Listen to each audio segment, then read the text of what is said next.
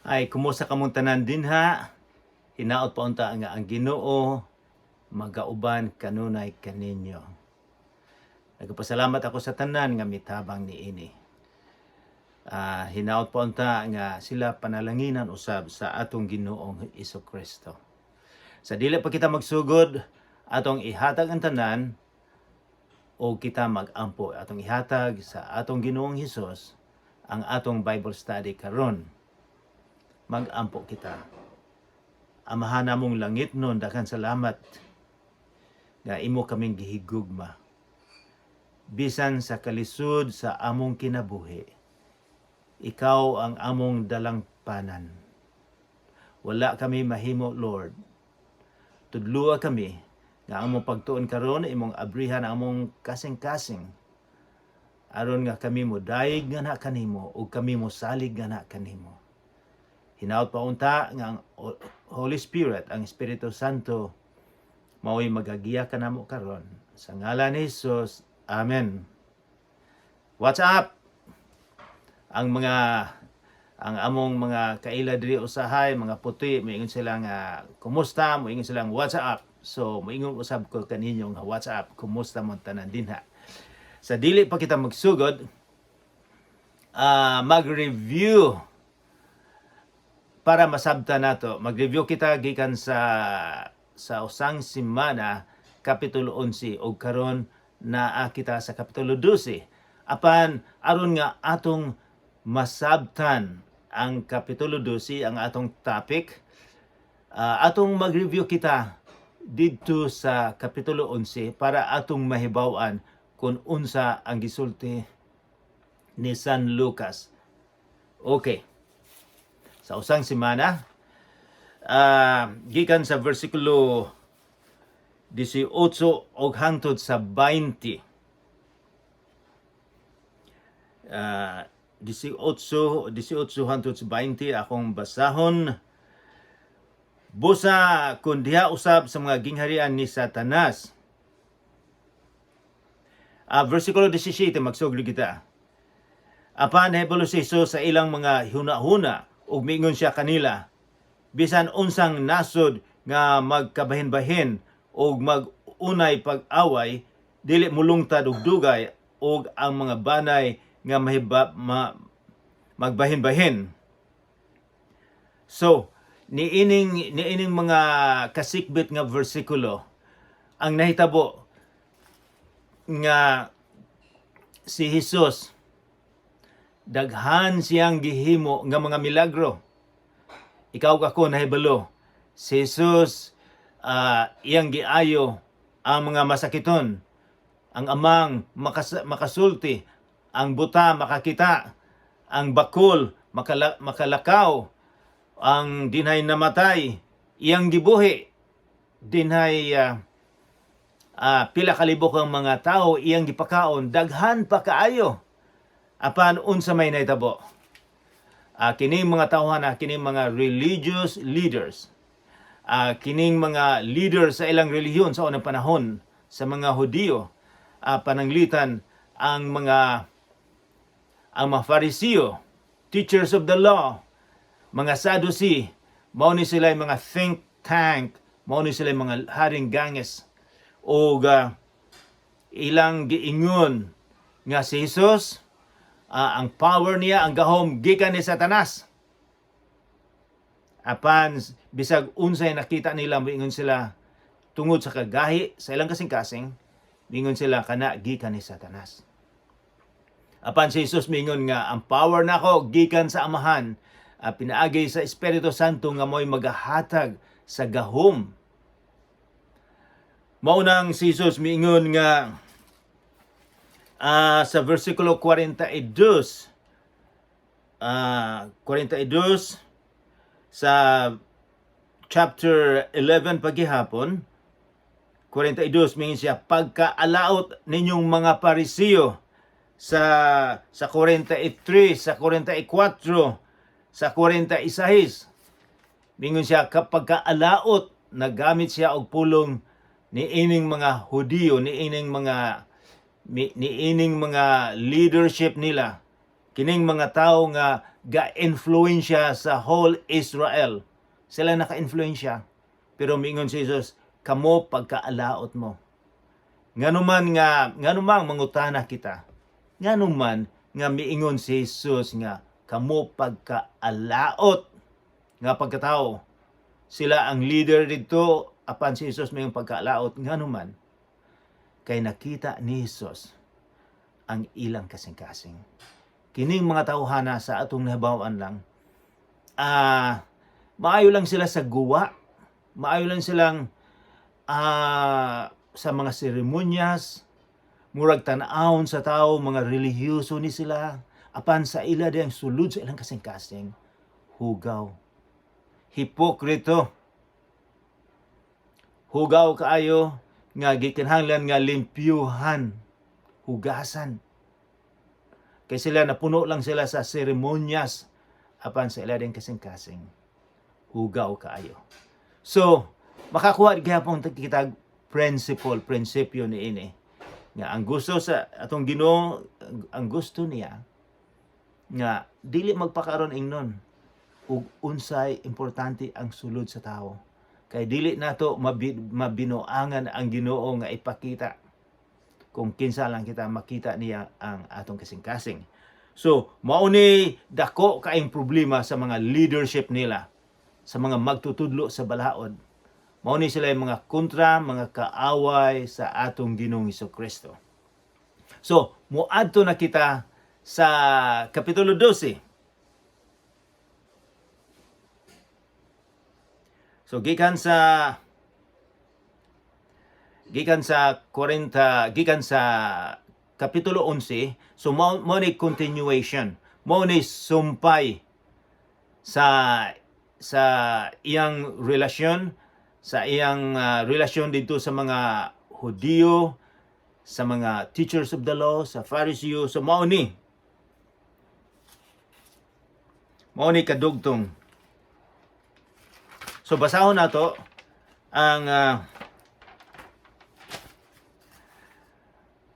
versikulo 12 kapitulo 1. Guys, naana mo dinha sa kapitulo. So ang Bible nato magsugod og Matthew, Marcos, Lucas. Naata sa dakong letra nga kapitulo 12 magsugod kita sa versikulo 1. Ono, I should say. Mas maayo ning magtuong kita nga verse by verse, sugod na sugod para ato gyung mahibaw-an kung unsa ang topic, kung unsa ang context, para dili kita maluko sa uban. Klaro nga aron sab kamo maantigo unsaon pagbasa sa Bible.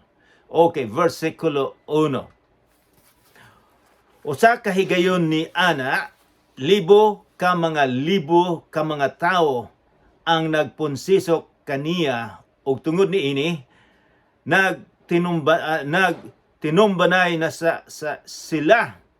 Mingon si Jesus pag-una sa iyang mga tinunan, pagbantay kamo sa mga ikapatubo sa pan sa mga Parisiyo nga mao ang pagkaaron ingnon.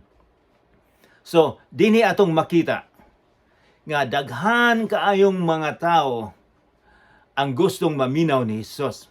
Aduna sila agenda apan tungod sa nahimo sa nabalitaan nila kung kinsa ni Jesus, gusto gid silang maminaw. So sa Griego, sa original, dinhi sa ato sa Binisaya giingon nga nagpunsisok. Apan sa original nga Griego miingon dito si San Lucas, pulo kalibo. Wala ta kay bulog pila gyud ay kalibo, pero ang gigamit pulo kalibo. Pulo kalibo, so daghang mga tao. So ang sa in English dinhi sa ato nagtinumbanay. May gyapon ang goan trampling, nagtinumbanay. Maayo ang translation sa ato ang Binisaya nga tungod sa kadaghan nagtinumbanay na sila.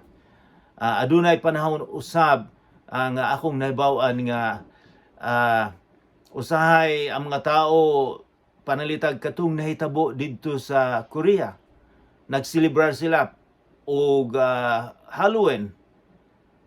Nagtumbanay ang uban, daghang nangamatay. Apan niini walay nangamatay, basta nagtinumbanay, nagsikuhan siguro sila kung kinsay makadol ni Jesus, pero pila ka libo. O kung sa pamagiingon ni Jesus diri, og tungod ni nagtinumbanay na sila, og miingon si Jesus na yung mga pulong din nga atong tunan. Si Jesus miingon siya sa iyang mga tinunan, dili lang ni 12 ka tinunan. Kay daghan po siyang mga tinunan, sa atong natunan na dinhay 72. So daghan siyang followers. O iya siyang mo ni iyang gisulti sa ilaha sa mga leadership niya. Mingon siya, pagbantay kamo sa igapatubo sa pan sa mga Parisiyo nga mao ang pagkaaron ingnon. Unsa may buti pasabot ani atong ayuhon ni. Mingon siya, pagbantay, giingnan niya ang mga disipulo niya, mga sumusunod, pagbantay kamo. Be on guard sa in English. Asa man sila magbantay, kinsa may kontrahon nila, kung nganong magbantay man siya. Mingon si Jesus, magbantay mo sa mga Parisiyo. Magbantay mo sa mga leadership. Tungod kay sila ang naa sila yeast igapatubo og mao ang ilang pagkahipokrito. So atong explicar ni.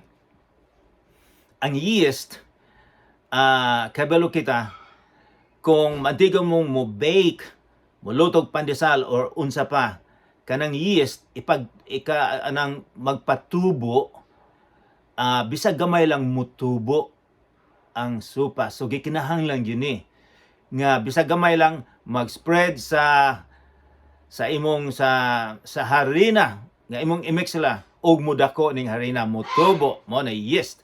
Og miingon si Jesus, ang yeast sa mga niining mga Parisiyo, mga Sadusiyo, mao ang ilang pagpakaaron ingnon.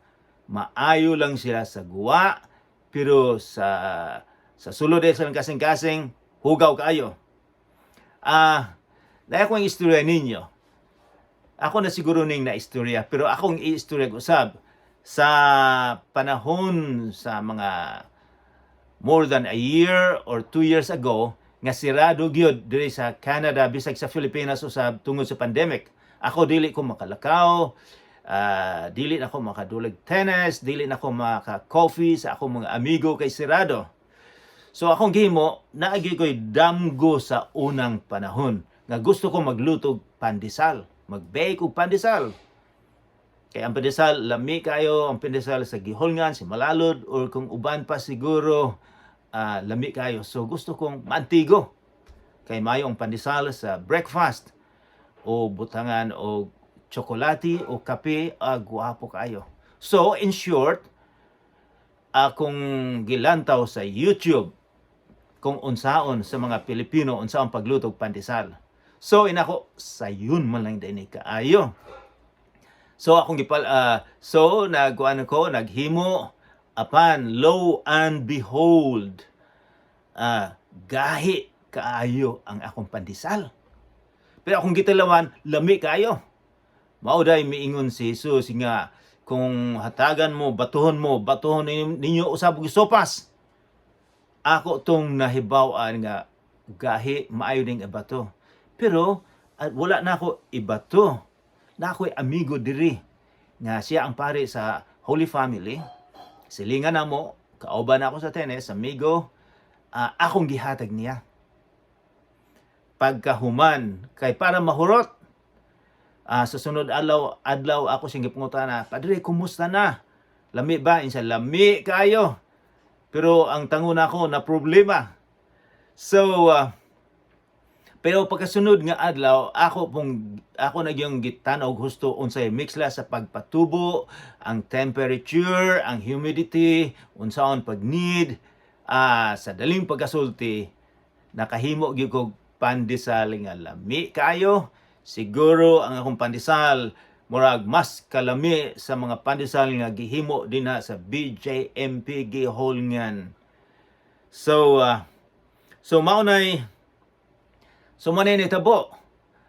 So ang buti pasabot kining yeast pagtubo maka-epekto kaayo.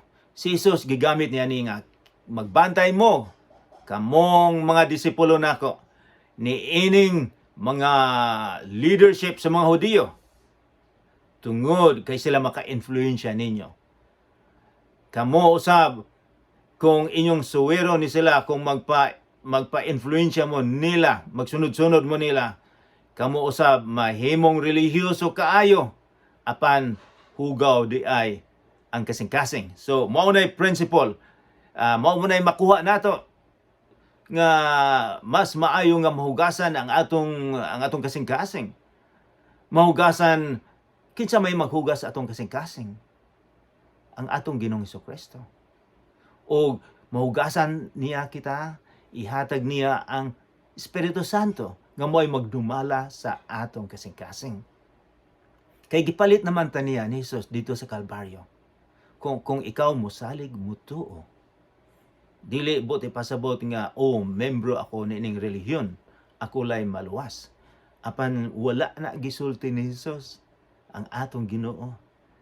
Mingon siya, kung ikaw mosalig mutuo sa dugo nga akong gihimo gidda dito sa Kalbaryo, kana siya makapalimpyo sa imong kasing-kasing o ang Espiritu Santo musulod sa imong kasing-kasing. So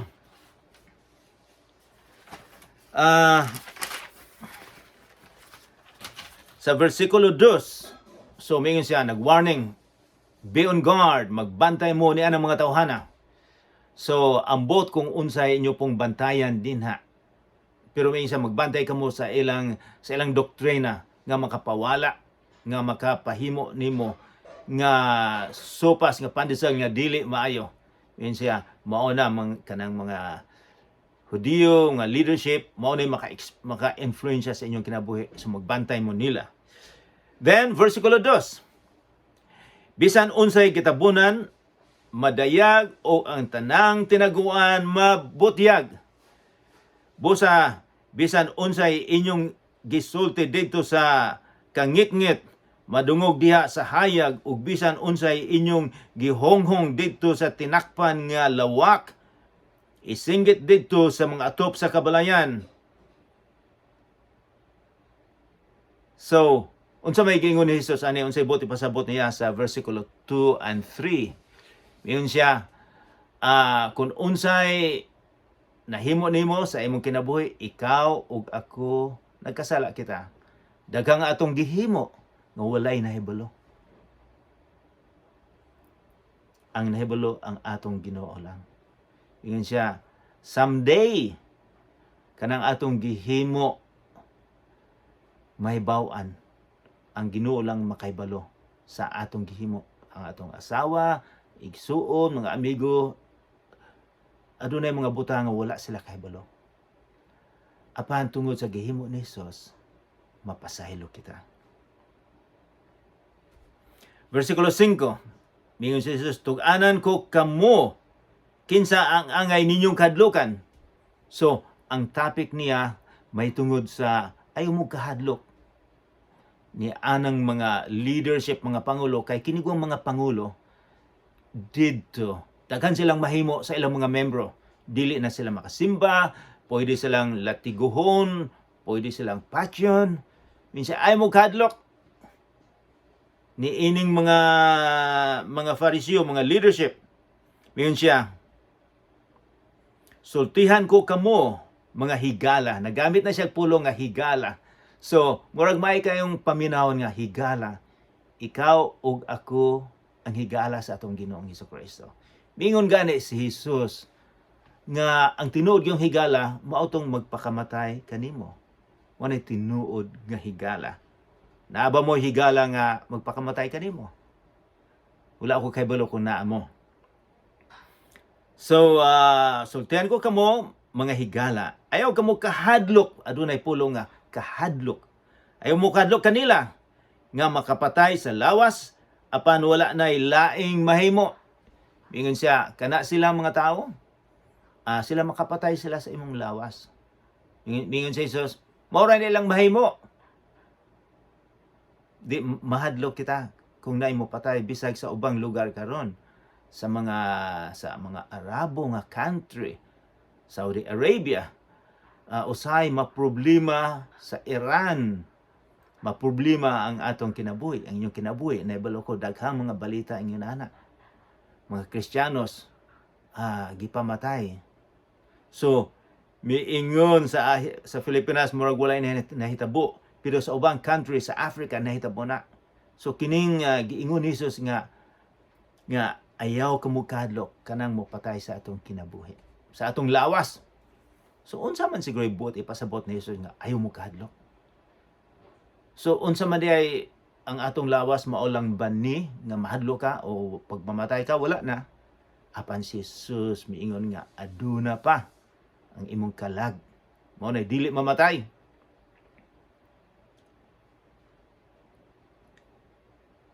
Mingon siya wala sa versikulo 5, tug-anan ko kamo kinsa ang angay ninyong kadlokan.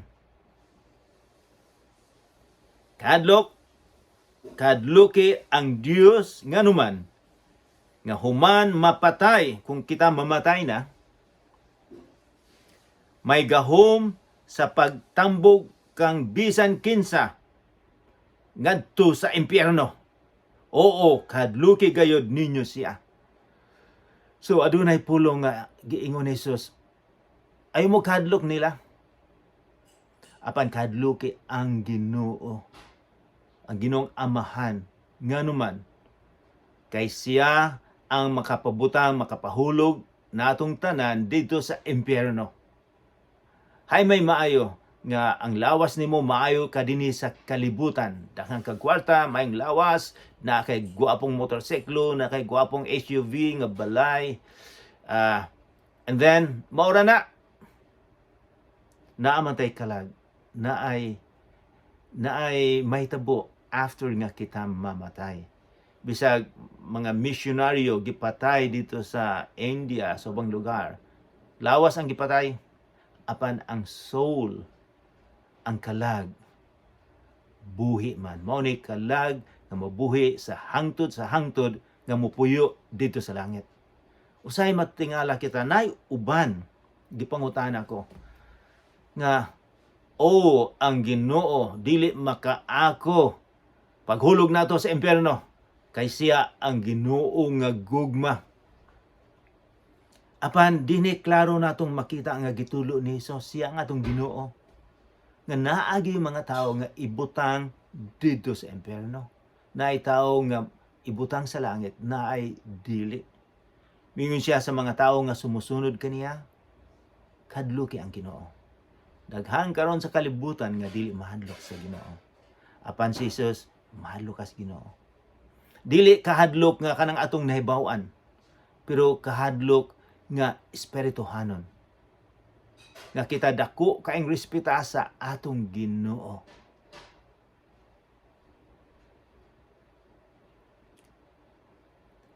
Versikulo 5. Mingon si Jesus, tug-anan ko kamo kinsa ang angay ninyong hadlukan. Ato na nang nahimo.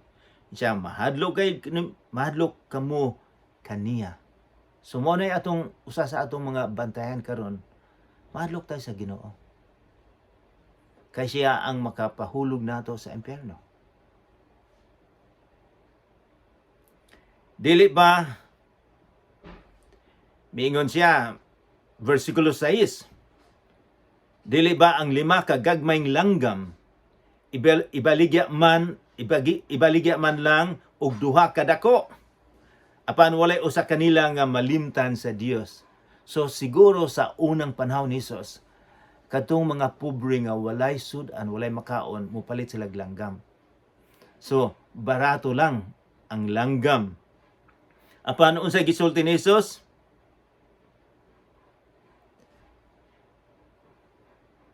Bingon siya, apan, versikulo 6, bingon siya, dili ba ang 5 ka gagmayng langgam ibaligya man lamang og 2 ka dako? Apan unsay sulti ni Jesus? Apan walay usa kanila nga malimtan sa Dios. So, ang usa ka langgam, gamay lang kayo, dili gani malimtan ni Jesus. Kamo na ba nga gihimo niya nga nga nagpakamatay si Jesus kanato, dili niya ta malimtan sa kalisod sa atong kinabuhi. Mo anang muaunang moingon siya, ayaw mo kadlok.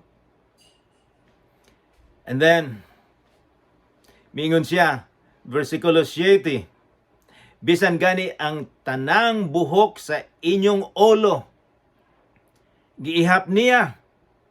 Wow, giihap niya. Pila mang kadaghanan sa buhok sa tao, mga 100,000 ang buhok. Pero kung magkatigulang ka na, magkadyutay, na imutubo, na dili mutubo, na mga tao nga ang buhok nila wala na. Pero naapoy mga artista, si Yul Brynner, mga artista nga walay buhok, nga popular kaayo, nga guwapong lang taon. Sa ako, jutay na lang po na akong buhok, o puti na, o siguro ambot ko, nakaabot ba nigpulo ka buhok, o sa kalibo, apan, it doesn't matter kung ang buhok ko wala o naa.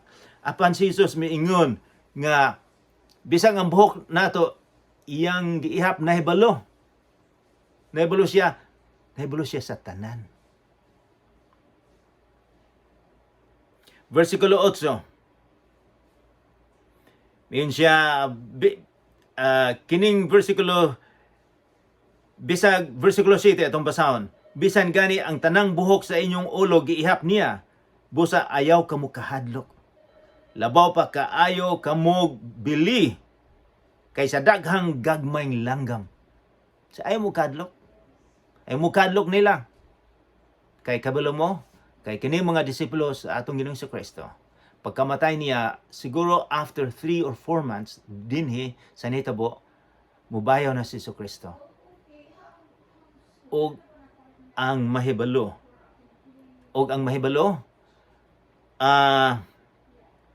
Siya lang ang mahibalo sa atong kinabuhi. So, versikulo 8. Din siya, bisag ang langgam, gagmay kang langgam, gitagad sa Ginoo, how much more? Ikaw pa gani, nga gibuhat ka? So, may siya tagdong usab. Versikulo 8. Sultihan ko kamo, nga bisan kinsay, magsugid sa atubangan sa katawhan sa nga siya ako mao usab kini ang buhaton ngadto kaniya sa anak sa tawo, mga anak sa tawo mao si Jesus, atubangan sa mga anghel sa Dios.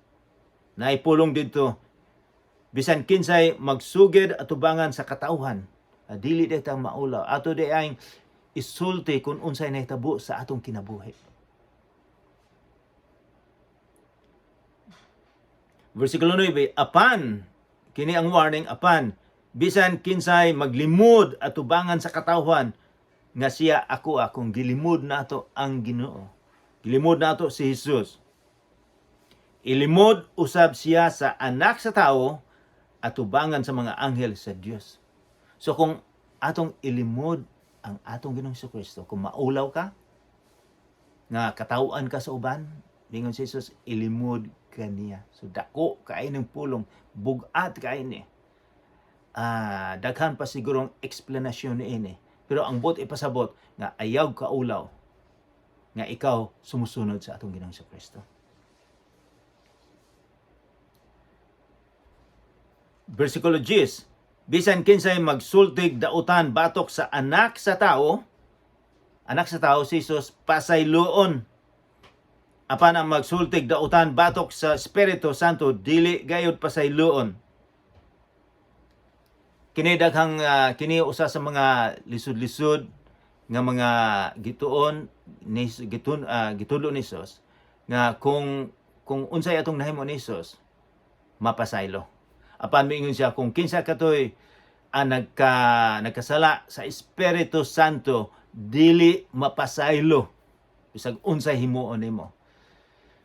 Kini siya na ato gyapon tan-awon kining mga connection sa mga Hudiyo, mga teachers of the law, nga bisag unsay gihimo ni Jesus, dili sila motuo.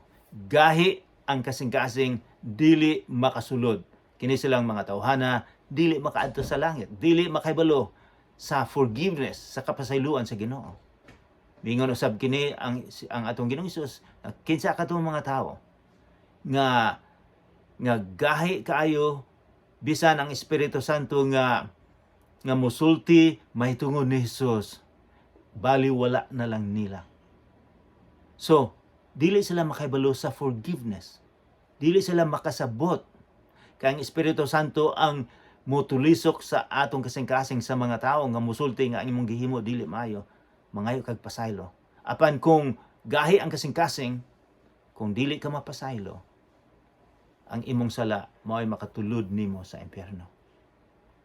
So, unsa may atong makuha karon?